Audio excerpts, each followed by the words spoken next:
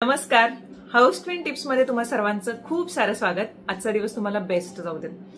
मी गेले काही महिने अगदीच म्हणजे काही वर्ष म्हटलं तरी चालेल पूर्ण हे तर त्याच्यामध्ये मी अजिबात ऍक्टिव्ह नव्हते या चॅनलवरती. मागच्या वर्षी चांगलं लक्ष द्यायला मिळालेलं, पण जसं ब्लॉगिंग चॅनल स्टार्ट झालं, माझं चांगलं ग्रोथ झाली, तसं मी इकडच्या चॅनलकडे दुर्लक्षच केलं होतं. पण आता म्हटलं नाही, आता आपण व्यवस्थित लक्ष दिलं पाहिजे, कारण ही गोष्ट माझ्या फार आवडीची आहे. काही गोष्टी ज्या मी स्वतः अनुभवातून शिकते आणि ज्या मी गोष्टी सांगेन आज पण आणि नेक्स्ट काही व्हिडिओजमध्ये पण, तर त्या मी स्वतः अनुभव घेतल्यानंतर ज्या मला चांगल्या पद्धतीने सूट झाल्यात किंवा ज्या मला वाटतं की हा हे करेक्ट आहे आणि हे फायदेशीर ठरू शकेल, तर त्याच मी गोष्टी तुमच्याशी शेअर करणार आहे आणि होप्स की तुम्हाला सुद्धा त्या फायदेशीर ठरतील.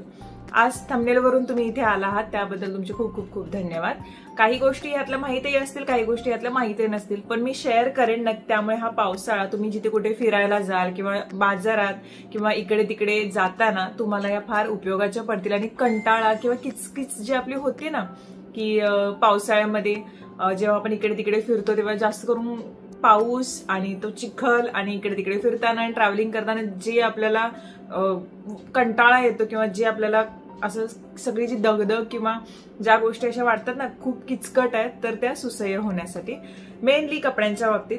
चला तर मग स्टार्ट करू. पावसाळ्यामध्ये कपड्यांच्या रंगसंगती निवडताना अशा निवडायच्या की त्या तुम्हाला पावसाळ्याचा आनंद घेता येईल आणि तुम्हाला स्वतःला सुद्धा प्रेझेंटेबल राहता येईल. रंगसंगती निवडताना पावसाळ्यामध्ये नेहमी जास्त फ्लोरल प्रिंटमध्ये किंवा फेंट कलरच्या असतात तर त्या निवडायच्या.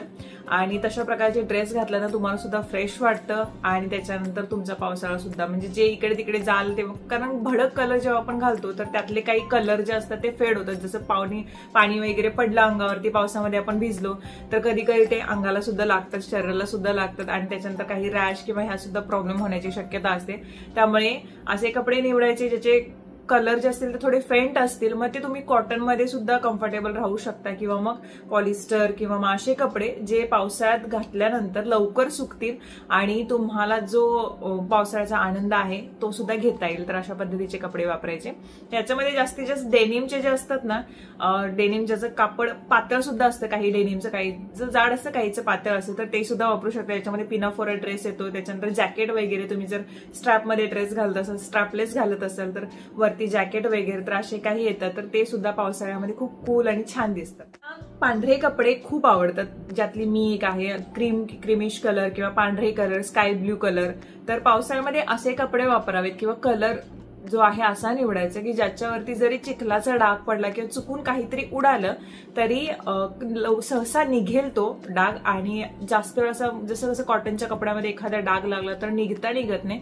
तर असे काही कलर निवडायचे कपड्यांमध्ये की ज्याच्यामुळे डाग जरी लागला तर तो दिसून पण येणार नाही, प्लस निघता निघेल. आणि जर एखाद्या वेळी नाहीच निघाला तरी तो ड्रेस आपल्याला टाकून द्यावा लागणार नाही. सो ही पण काळजी घ्यायची. आता पावसाळा आहे म्हटल्यानंतर आपण छत्री कॅरी करतोच, रेनकोट कॅरी करतोच, पण बाय चान्स असं कुठेतरी आपल्याला जावं लागलं आणि अचानक पाऊस आला, आपण छत्री वगैरे विसरलो, तर कंटिन्युअसली पावसाळ्यामध्ये वापरताना असे कपडे आपण वापरावेत की जरी आपण भिजलो तरी आपले काही ना इनरवेअर दिसले किंवा ट्रान्सपरंट ड्रेस असले तर ते खूप अनकम्फर्टेबल वाटतं. तर अशा वेळी असे कपडे घालायचे नेहमी पावसाळ्यामध्ये की ज्याच्यामुळे एखाद्या वेळी भिजलोच आपण तर आपल्याला एम्बॅरेसमेंट फील होणार नाही किंवा आपल्याला असं वाटणार नाही अरे यार आपण भिजलो आणि सगळ्यांचं लक्ष आपल्याकडे आहे. तर कपडे निवडताना ही अशी पण काळजी घ्यावी. त्यांना माहितीये की कपड्यामध्ये आपण जेवढे लॉंग ड्रेस वापरू पावसाळ्यामध्ये तेवढा जास्त आपल्याला त्रास होणार, कारण सगळेच आपण काही हिल्स घालून ह्या दिवसामध्ये आपण बाहेर अजिबात पडत नाही. कोणतेही फुटवेअर वापरले तरी चिखळ्या ज्या असतात त्या उडतातच, खराब कपडे होतातच. तर अशा वेळी मिडी पर्यंत किंवा नी लेंथ पर्यंत किंवा असे काही स्कर्ट आहेत बाजारामध्ये जे तुम्हाला नी लेंथ पर्यंत मिळतात किंवा नीच्या जरा खाली असतात, ढोपरापेक्षा थोडंसं खाली असतात किंवा 3/4 असतात, असे काही ड्रेस आपण वापरू शकतो की ज्याच्यामुळे आपल्याला ट्रॅव्हलिंग करताना पण बरं पडतं किंवा बाजारात आपण गेलो तरी सुद्धा बरं पडतं आणि कपडे सुद्धा खराब होणार नाहीत. लॉंग ड्रेस आपण जेवढे घालू किंवा लॉंग स्कर्ट आपण जेवढे घालू तेवढा आपल्याला प्रॉब्लेम हा येणारच, कारण खालचा जो स्कर्टचा भाग असतो तो चिखलामध्ये बुडवला जातो किंवा खाली जमिनीला लागतो आणि त्याच्यानंतर ते धुणं प्लस ते इरिटेशन कपडे, तो खालचा भिजल्यानंतर बॉटम कपडा जो आहे, म्हणजे पॅन्ट पण असू दे, त्याच्यामध्ये पलाझो आपण घालतो किंवा लेगिन्स सुद्धा असू दे, तर ते भिजल्यानंतर ते आणि परत होणारे इरिटेशन, त्याच्यामुळे आपण हे केलेलं बरं की असे कपडे निवडायचे जे करून नी लेंथच्या खाली थोडेफार तुम्ही जर कम्फर्टेबल असाल तर, किंवा मग स्कर्ट पण असे काही बाजारामध्ये आणि ते सुकतात सुद्धा लवकर स्कर्ट. आता मी काही स्कर्टचं कलेक्शन पण दाखवलं होतं, ज्यामुळे मला पावसाळ्यामध्ये जास्ती करून असेच कपडे निवडते जे पावसाळा मला सुसह्य करतील. आणि ही गोष्ट मी तुम्हाला सांगते विनंती, पावसाळ्यामध्ये ना जेवढं होईल तेवढं लेगिन्स किंवा जेगिन्स जे आपण घालतो जास्त वेळ जेव्हा घालावे लागतात तेव्हा ते टाळावेत.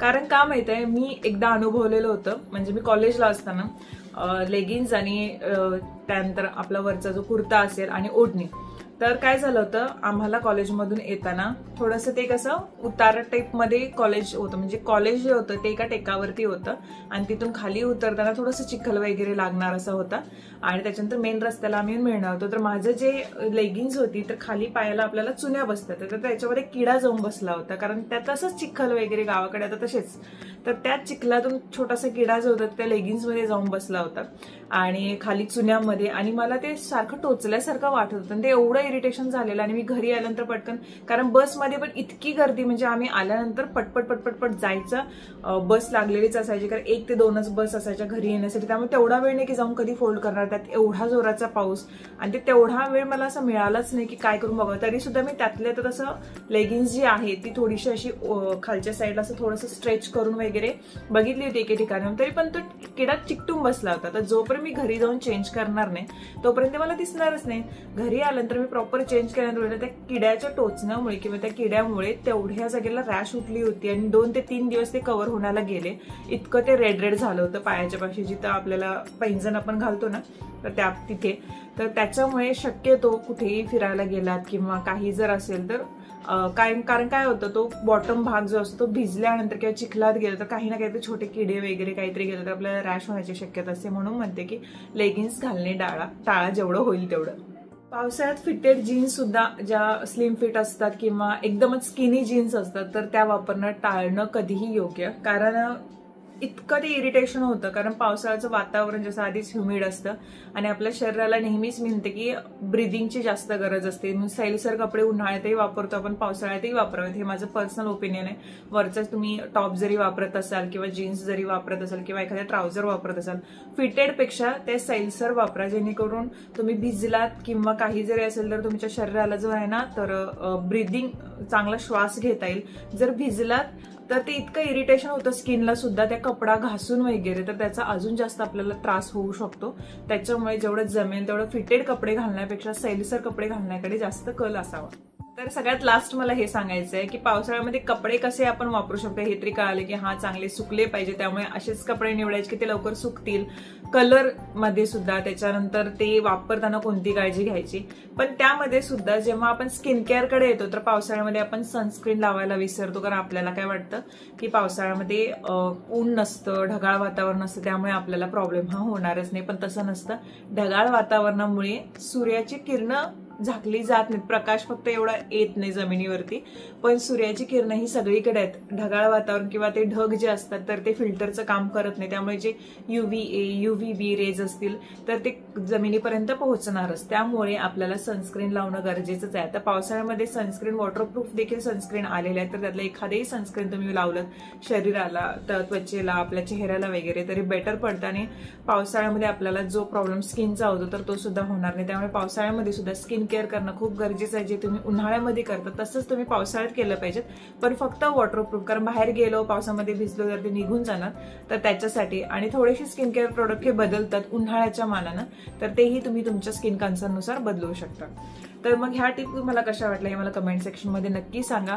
अजून काही रिक्वेस्ट तुम्ही केलेल्या आहेत जसे की ट्रेंडी ब्लाऊज वगैरे, किंवा अजून काही टॉपिक तुम्ही मला सजेस्ट केले जे तुम्ही ब्लॉगिंग चॅनलवरती मला सांगत राहता, तेही मी नोट डाऊन केलेले आहेत आणि हळूहळू त्या सगळ्यांच्याबद्दल मी व्हिडिओ बनवेन. जी काही माहिती मला आहे किंवा ज्या काही गोष्टी मी अनुभवल्या त्या तुमच्याशी शेअर करण्याचा नक्कीच प्रयत्न करेन. चला तर मग नेक्स्ट व्हिडिओमध्ये भेटूयात. तोपर्यंत बाय बाय.